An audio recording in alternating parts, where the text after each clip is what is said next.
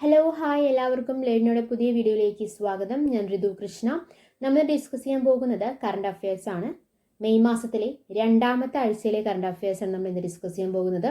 May 1 തൊട്ട് May 5 വരെയുള്ള കാര്യങ്ങൾ, അതായത് മെയ് മാസത്തിലെ ആദ്യത്തെ ആഴ്ചയിലെ കറണ്ട് അഫയേഴ്സ് നമ്മൾ ഓൾറെഡി ഡിസ്കസ് ചെയ്ത് കഴിഞ്ഞായിരുന്നു. അത് കാണാത്തവരുണ്ടെങ്കിൽ നമ്മുടെ ചാനൽ നോക്കിയാൽ മതി. എല്ലാ മാസത്തിലെയും ജനുവരിയിലെ 2023 ഫുൾ കറണ്ട് അഫയേഴ്സും 2024 ജനുവരിയിലെ ഓരോ ആഴ്ചയിലെ കറണ്ട് അഫയേഴ്സും മന്ത്ലി കറണ്ട് അഫയേഴ്സും ജനുവരി തൊട്ട് മെയ് വരെയുള്ള വീക്ക്ലി കറണ്ട് അഫയേഴ്സ് നമ്മൾ അപ്ലോഡ് ചെയ്തിട്ടുണ്ട്. അതുപോലെ തന്നെ മന്ത്ലി കറണ്ട് അഫയേഴ്സ് നമ്മൾ നമ്മുടെ ചാനലിൽ അപ്ലോഡ് ചെയ്തിട്ടുണ്ട്. അപ്പോൾ ഇനി കാണാത്തവരുണ്ടെങ്കിൽ കാണുക. ഓക്കെ, സബ്സ്ക്രൈബ് ചെയ്യാത്തവരുണ്ടെങ്കിൽ സബ്സ്ക്രൈബ് ചെയ്യാൻ. നമ്മൾ ഇന്ന് ഡിസ്കസ് ചെയ്യാൻ പോകുന്നത് മെയ് മാസത്തിലെ രണ്ടാമത്തെ ആഴ്ചയിലെ, അതായത് മെയ് 6 തൊട്ട് മെയ് 12 വരെയുള്ള കാര്യങ്ങളാണ് നമ്മൾ ഇന്ന് ഡിസ്കസ് ചെയ്യാൻ പോകുന്നത്. സമയം ഒട്ടും കളയുന്നില്ല, വേഗം നമുക്ക് വീഡിയോയിലേക്ക് കടക്കാം. ആദ്യത്തെ ചോദ്യം നോക്കാം. Which year had the highest military spending by the nations of the world? Which year had the highest military spending by the nations of the world? അതായത് ലോകരാഷ്ട്രങ്ങളുടെ സൈനിക ചെലവ് ഏറ്റവും അധികം ഉയർന്ന വർഷം ഏതാണ്? ലോകരാഷ്ട്രങ്ങളുടെ സൈനിക ചെലവ് ഏറ്റവും അധികം ഉയർന്ന വർഷം ഏതാണ്? The right answer is 2023. ലോകരാഷ്ട്രങ്ങളുടെ സൈനിക ചെലവ് ഏറ്റവും അധികം ഉയർന്ന വർഷം എന്ന നിലയിൽ 2023 ചരിത്രത്തിൽ ഇടം നേടിയിരിക്കുകയാണ്. റഷ്യ യുക്രൈൻ യുദ്ധം, ഇസ്രായേൽ പലസ്തീൻ യുദ്ധം, ആഫ്രിക്കൻ രാഷ്ട്രങ്ങളിലെ കലാപങ്ങൾ തുടങ്ങി ആഗോളതലത്തിലുണ്ടായ സംഘർഷങ്ങളാണ് കുത്തനെയുള്ള ഈ വർധനയ്ക്ക് പിന്നിൽ. 2443 ബില്യൺ ഡോളറാണ് 2023 ആഗോളതലത്തിലെ ആകെ സൈനിക ചെലവഴിക്കൽ. തൊട്ട് മുൻപത്തെ വർഷത്തേക്കാൾ 6.8% വർധനവ്. 1949 സൈനിക ചെലവ് രേഖപ്പെടുത്തി തുടങ്ങിയ ശേഷമുള്ള ഏറ്റവും വലിയ തുകയാണിതെന്നാണ് റിപ്പോർട്ട് പുറത്തുവിട്ടിരിക്കുന്നത്. ആഗോള GDPയുടെ 2.3% വരും ഈ തുക. ലോകത്തെ ഓരോ മനുഷ്യനും സൈന്യത്തിനായി കഴിഞ്ഞ വർഷം ചെലവഴിച്ചത് $306. $306 എന്ന് പറഞ്ഞു കഴിഞ്ഞാൽ 4,00,000 രൂപ വരും.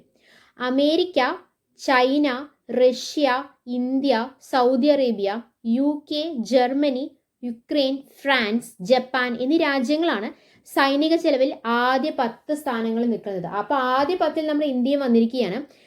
ഓക്കെ, അപ്പോൾ ഏതൊക്കെ രാജ്യങ്ങളാണ് ആദ്യ 10ൽ വന്നിരിക്കുന്നത്? America, China, Russia, India, Saudi Arabia, UK, Germany, Ukraine, France, അതുപോലെ തന്നെ ജപ്പാൻ എന്നീ രാജ്യങ്ങളാണ് സൈനിക ചെലവിൽ ആദ്യ 10 സ്ഥാനത്തുള്ളത്. അമേരിക്കയുടെ സൈനിക ചെലവ് മാത്രം ആഗോള ചെലവിൻ്റെ 37% വരും. ആദ്യ 5 രാജ്യങ്ങളുടെ മൊത്തം ചെലവ് ആഗോള സൈനിക ചെലവിൻ്റെ 61%. രണ്ടാം സ്ഥാനത്തുള്ള ചൈന കഴിഞ്ഞ 29 വർഷമായി മുടങ്ങാതെ സൈനിക ചെലവിൽ വർധന വരുത്തിക്കൊണ്ടിരിക്കുകയാണ്. യുദ്ധം രാജ്യങ്ങളുടെ സൈനിക ചെലവിൽ വരുത്തുന്ന വലിയ മാറ്റങ്ങളെ റിപ്പോർട്ട് വിശകലനം ചെയ്യുന്നുണ്ട്. റഷ്യൻ ആക്രമണത്തെ തുടർന്ന് യുക്രൈന്റെ സൈനിക ചെലവ് GDPയുടെ 37%ആയാണ് ഉയർന്നിരിക്കുന്നത്. സർക്കാർ വരുമാനത്തിന്റെ 60%വും കഴിഞ്ഞ വർഷം സൈന്യത്തിനായി ചെലവഴിച്ചിരിക്കുകയാണ്. യുക്രൈൻ റഷ്യ യുദ്ധം യൂറോപ്പിലാകെ സൈനിക ചെലവിൽ ഗണ്യമായ വർധന വരുത്തിയിട്ടുണ്ട്. നാറ്റോ അംഗങ്ങളായ യൂറോപ്യൻ രാജ്യങ്ങളുടെ സൈനിക ബജറ്റിൽ കഴിഞ്ഞ വർഷം 16% വർധനയാണ് ഉണ്ടായത്. ഇതിൽ വലിയ പങ്ക് യുക്രൈനുള്ള സൈനിക സഹായമാണ്. റഷ്യയിൽ GDPയുടെ 6.9% സൈനിക ചെലവ്. റഷ്യയിൽ GDPയുടെ 6.9% സൈനിക ചെലവ്. സർക്കാർ വരുമാനത്തിന്റെ 16% സൈന്യത്തിനായി മാറ്റി. സോവിയറ്റ് യൂണിയന്റെ തകർച്ചയ്ക്ക് ശേഷമുള്ള റഷ്യയുടെ ഏറ്റവും വലിയ സൈനിക ബജറ്റാണിത്. ഹമാസുമായുള്ള സംഘർഷത്തെ തുടർന്ന് ഇസ്രായേൽ GDPയുടെ 5.3% സൈന്യത്തിനായി മാറ്റിവെക്കുന്നത്. ഗൾഫ് മേഖലയിൽ സൗദി അറേബ്യയും സൈനിക ചെലവിൽ ഗണ്യമായ വർധന വരുത്തിയ ഒരു രാജ്യമായി മാറിയിരിക്കുകയാണ്. അപ്പൊ നമ്മൾ എന്താണ് പറഞ്ഞത്? ലോകരാഷ്ട്രങ്ങളുടെ സൈനിക ചെലവ് ഏറ്റവും അധികം ഉയർന്ന വർഷം ഏതാണ്? അത് 2023 ആണ്. രണ്ടാമത്തെ ചോദ്യം, which of the Lok Sabha constituencies in the state record the highest polling? അതായത് സംസ്ഥാനത്തെ ലോക്സഭ മണ്ഡലങ്ങളിൽ ഏറ്റവും ഉയർന്ന പോളിംഗ് രേഖപ്പെടുത്തിയത് എവിടെയാണ്? സംസ്ഥാനത്തെ ലോക്സഭ മണ്ഡലങ്ങളിൽ ഏറ്റവും ഉയർന്ന പോളിംഗ് രേഖപ്പെടുത്തിയിരിക്കുന്നത് എവിടെയാണ്? The right answer is Vadakara. സംസ്ഥാനത്തെ ലോക്സഭ മണ്ഡലങ്ങളിൽ ഏറ്റവും ഉയർന്ന പോളിംഗ് വടകരയിലാണ്. 78.41% പോളിംഗ് ആണ് രേഖപ്പെടുത്തിയിട്ടുള്ളത്. ഏറ്റവും കുറഞ്ഞ പോളിംഗ് എവിടെയാണ്? നമ്മൾ പറഞ്ഞു ഏറ്റവും കൂടിയ പോളിംഗ് വടകരയിലാണെന്ന് പറഞ്ഞു. ഏറ്റവും കുറഞ്ഞ പോളിംഗ് എവിടെയാണ്? അത് ഏത് മണ്ഡലത്തിലാണ്? പത്തനംതിട്ട മണ്ഡലത്തിലാണ്. 63.37%. അപ്പോൾ ഏറ്റവും ഉയർന്ന പോളിംഗ് 78.41%, അത് വടകരയിലും. ഏറ്റവും കുറഞ്ഞ പോളിംഗ് 63.37%, അതെവിടെയാണ്? പത്തനംതിട്ട മണ്ഡലത്തിലുമാണ് അല്ലേ. 18ാം ലോക്സഭാ രൂപീകരണത്തിലുള്ള പൊതു തെരഞ്ഞെടുപ്പിൽ കേരളത്തിലെ പോളിംഗ് എപ്പോഴാണ് നടന്നത്? ഏപ്രിൽ 26-നാണ് അല്ലേ. കേരളത്തിലെ 20 ഉൾപ്പെടെ 88 ലോക്സഭാ മണ്ഡലത്തിലേക്കാണ് രണ്ടാം ഘട്ടത്തിൽ വോട്ടിംഗ് നടന്നത്. 71.27% പോളിംഗ് ആണ് സംസ്ഥാനത്ത് ആകെ രേഖപ്പെടുത്തിയിരിക്കുന്നത്. 71.27%. 2019 പൊതു തെരഞ്ഞെടുപ്പിനെ അപേക്ഷിച്ച് 6% പോളിംഗ് കുറവാണ് ഇത്തവണത്തെ. 2019 77.84% കേരളത്തിലെ പോളിംഗ്. അതിപ്പോൾ എത്രയായിട്ടുണ്ട്? 77.84 എന്നുള്ളത് 71.27 കുറഞ്ഞിട്ടുണ്ട് അല്ലേ. സംസ്ഥാനത്തെ 2.77 കോടി വോട്ടർമാരിൽ 1.97 കോടി പേരാണ് ഇത്തവണ വോട്ട് ചെയ്തിട്ടുള്ളത്. വനിതാ വോട്ടർമാരാണ് ഏറ്റവും കൂടുതൽ വോട്ട് ചെയ്തിട്ടുള്ളത് ഇത്തവണയിൽ. അത് നമ്മൾ പറഞ്ഞു, ലോക്സഭാ മണ്ഡലങ്ങളിൽ ഏറ്റവും ഉയർന്ന പോളിംഗ് എവിടെയാണ്? വടകരയിലാണ് അല്ലേ. എത്രയായിരുന്നു? 78.41% ഏറ്റവും കുറഞ്ഞ പോളിംഗ് പത്തനംതിട്ടയാണ്. എത്രയാണ്? 63.37%. ഏപ്രിൽ 19 മുതൽ ജൂൺ 1 വരെ 7 ഘട്ടങ്ങളായാണ് ഇത്തവണ ലോക്സഭാ തെരഞ്ഞെടുപ്പ്. വോട്ടെണ്ണൽ ജൂൺ 4-നാണ് തുടങ്ങാൻ പോകുന്നത്. മൂന്നാമത്തെ ചോദ്യം, who is the managing director of IMF? Managing director, പുതിയ മാനേജിംഗ് ഡയറക്ടർ IMF. IMF എന്ന് പറഞ്ഞാൽ എന്താണ്? ഇന്റർനാഷണൽ മോണിറ്ററി ഫണ്ട് അല്ലെ, രാജ്യാന്തര നാണ്യനിധി എന്നർത്ഥം IMF എന്ന് പറഞ്ഞാൽ. അതിലെ പുതിയ മാനേജിംഗ് ഡയറക്ടർ ആരാണെന്നാണ് ചോദ്യം. ആരാണ്?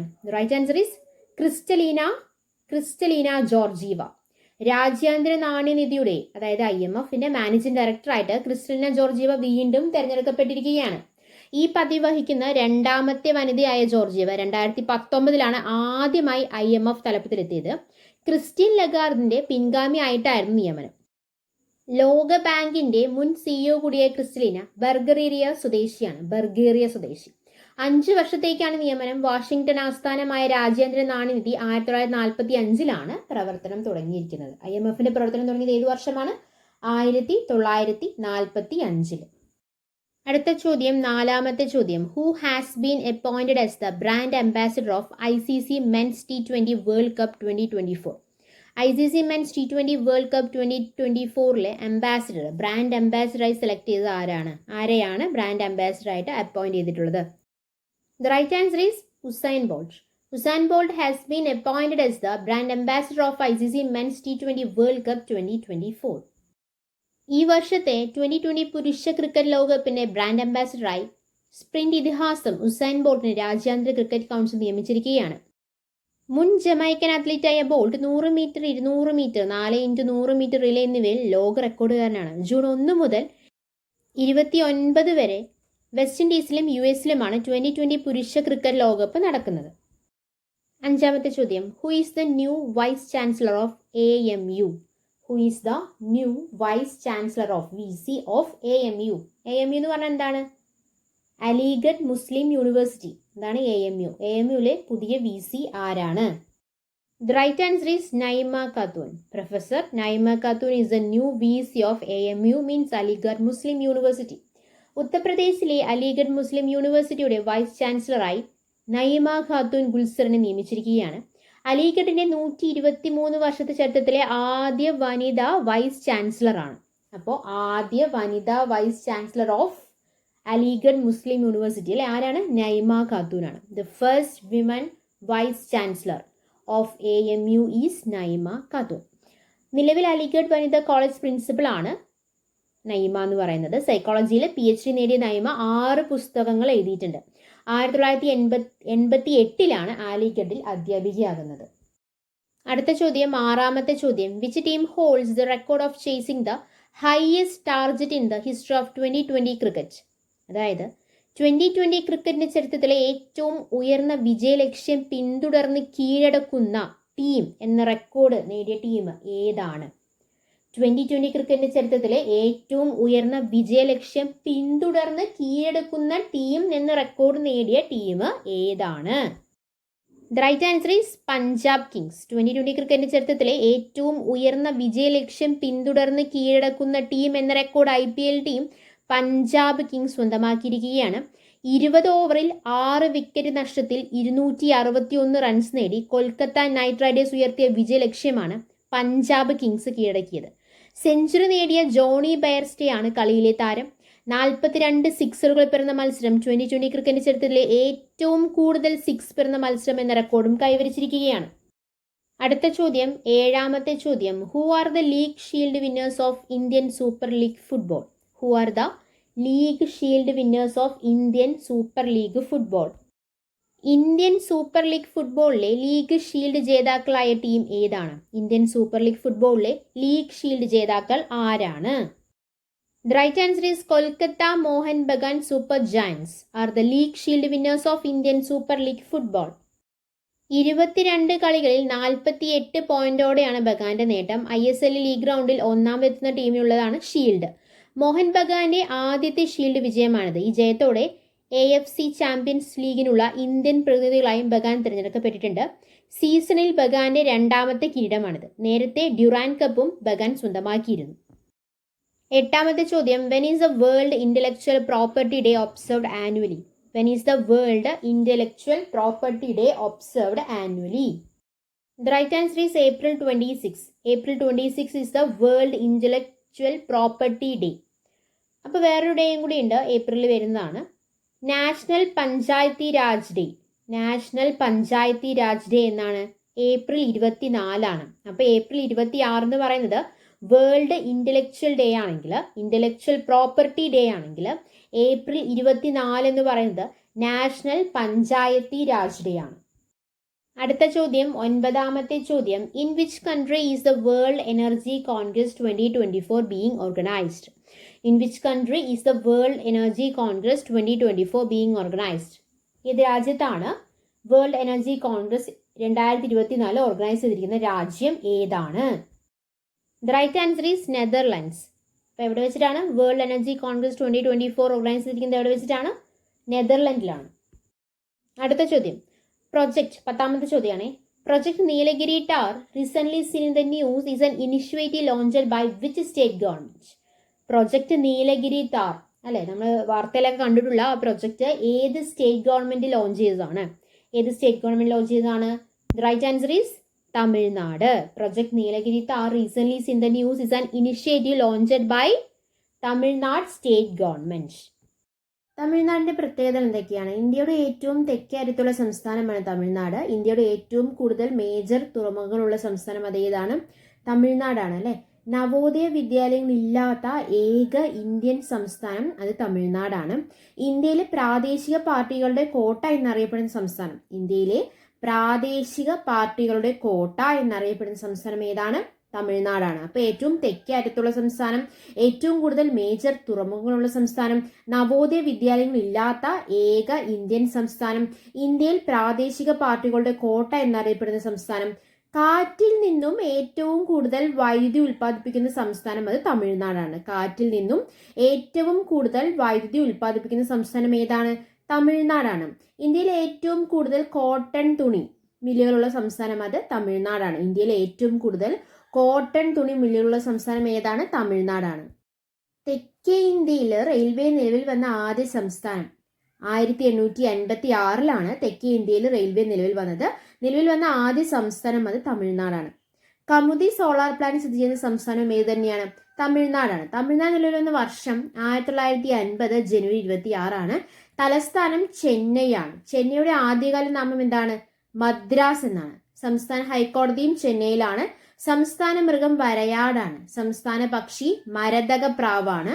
സംസ്ഥാന പുഷ്പം ഗ്ലോറിയോസ ലില്ലി, അതായത് കന്താൾ എന്നൊക്കെ അറിയപ്പെടുന്ന ഗ്ലോറിയോസ ലില്ലിയാണ് സംസ്ഥാന പുഷ്പം. ചെന്നൈയുടെ ആദ്യകാല നാമം എന്താണ്? മദ്രാസ് എന്നാണ്. നമ്മൾ പറഞ്ഞിരുന്നു ചെന്നൈയുടെ ആദ്യകാല നാമം മദ്രാസ് എന്നായിരുന്നു എന്ന് പറഞ്ഞു അല്ലെ. മദ്രാസ് എന്ന പേര് ചെന്നൈ എന്ന് പുനർനാമകരണം ചെയ്ത വർഷം എന്നാണ്. മദ്രാസ് എന്ന പേര് ചെന്നൈ എന്ന് പുനർനാമകരണം ചെയ്ത വർഷം എന്നാണ് 1996 ഒന്നാം ലോക മഹായുദ്ധകാലത്ത് ജർമ്മനി ആക്രമിച്ച ആദ്യ ഇന്ത്യൻ നഗരം അത് ചെന്നൈയാണ്. ഒന്നാം ലോക മഹായുദ്ധകാലത്ത് ജർമ്മനി ആക്രമിച്ച ആദ്യ ഇന്ത്യൻ നഗരം ഏതാണ്? ചെന്നൈയാണ്. ഇന്ത്യയുടെ ഏറ്റവും തെക്കടുത്തുള്ള സംസ്ഥാനം ഏതാണ്? തമിഴ്നാടാണ്. ഏറ്റവും കൂടുതൽ മേജർ തുറമുഖങ്ങളുള്ള സംസ്ഥാനം ഏതാണ്? തമിഴ്നാടാണ് അല്ലെ. ഓക്കെ, അപ്പം നമ്മൾ മെയ് മാസത്തിലെ രണ്ടാമത്തെ ആഴ്ചയിലെ കറണ്ട് അഫയേഴ്സ് നമ്മൾ ഇന്ന് ഡിസ്കസ് ചെയ്തെടുത്ത കാര്യങ്ങളെല്ലാം നിങ്ങൾക്ക് വളരെ വ്യക്തമായി മനസ്സിലായെന്ന് പ്രതീക്ഷിക്കുന്നു. മനസ്സിലായിട്ടുണ്ടെങ്കിൽ നമ്മൾ ലേൺ എന്നുള്ള ചാനൽ സബ്സ്ക്രൈബ് ചെയ്യുക, സപ്പോർട്ട് ചെയ്യുക. Thanks for your time. By.